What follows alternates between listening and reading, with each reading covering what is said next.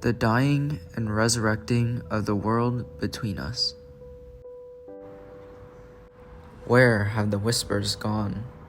Where have the words of the woods disappeared to, the ones that used to indulge me as a child, when the trees would reminisce about their days of youth, recounting epic tales of the mother bear snagging restless salmon swimming upstream, of the ever forward-looking squirrel stashing away his acorns living tomorrows today, all while the cunning cackling fox could be heard joking with humorous concern that the stores would not last.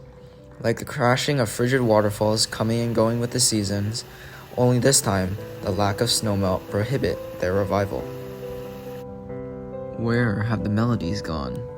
Where has the whistling grass hidden itself? How the rolling waves on the sea of green have grown quiet, an emptiness where the rustling orchestra once was. Sitting on the edge of the bubbling blue lagoon, whose waters used to climb onto shore to poke and prod at my ankles, begging me to search onward for a pure white lily resting peacefully above, and the bloated belly bullfrogs croaking loudly near. It has all fallen silent and still, my reflection clear from the absence of ripples, because the streams and rivers that used to babble to themselves have now run parched and dry, their voices drowned. Even the trilling of the songbirds carried gently on the breeze that guided me towards their displays of splendor are replaced with howling, not from the beasts of the land, only from the pain cries of wind and violent roars of fire. Where have the grumblings gone? Where have the muttering mushrooms vanished? The ones who still found time to tip their caps every time I passed by, mentioning the dampness and new essence of the undergrowth recently cleansed and reborn by the gracious rain, the same that made the newly formed mud squish beneath me, unlike the crunchy grains of sand on the crashing beach. Each one telling exotic stories of their distant travels, of majestic turtles laying down to be cleaned on the reef, of the dolphin pod choruses clicking in unison, and the playful otters eating lazily on their backs afloat. Though all I hear about now are the plastic bottles and tin cans, the receding of kelp and coral homes to many, and the time, like them, slipping away through my fingers. Where have the dances gone? Where have the swinging and swaying leaves faded to, showing serene beauty in the simplest of motions, spinning with grace even while falling to the ground? Like the twisting, prickly cactus who often grabbed onto my hand uninvited, the butterflies that fluttered and pranced by my side, and the flickering fireflies frolicking under starry-eyed skies, lit under shining moonlight beams shimmering through the darkness, revealing the electric blue algae laying invisible throughout the day. Though now, the city lights have stolen the constellations, leaving empty gray nights yearning for their glorious return, so we may once again witness the beginning and ending of all things. Open your eyes now.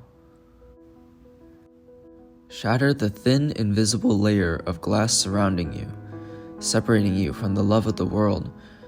Erase the memories of your past so that you may experience again the feeling of sun rays laying on your skin for the first time. Stop to smile, staring at the cascading teardrops from the sky. Let them latch onto you. Nurture your unbroken resolve. See the breath inside everything, the wind, the leaves, and the unique wonder that has always been present but not. Preach out from the rooftops on the eastward rebirthing of days. Paint with the balance and elegance in the way of things. Let each canvas represent our souls through the towering trees, the shifting sands, the whimsical waves, the motherly mountains. Dance to the offbeat rhythms of life. Find your own firm-footed steps along the way. Discover a habit of strength that suits you and run. Run with the swiftness of thought and the endurance of determination. Run endlessly towards the dipping horizon in order to watch the last gasp of the sunset with the promise of hope, knowing that there is no tragedy in the dying of days, nor is there any doom in our absurdly meaningless existence. Repeatedly rolling the boulder of change up an impossible slope, watching it tumble back down to the base from on high. At once being able to realize how far we have come and how far we have yet to go.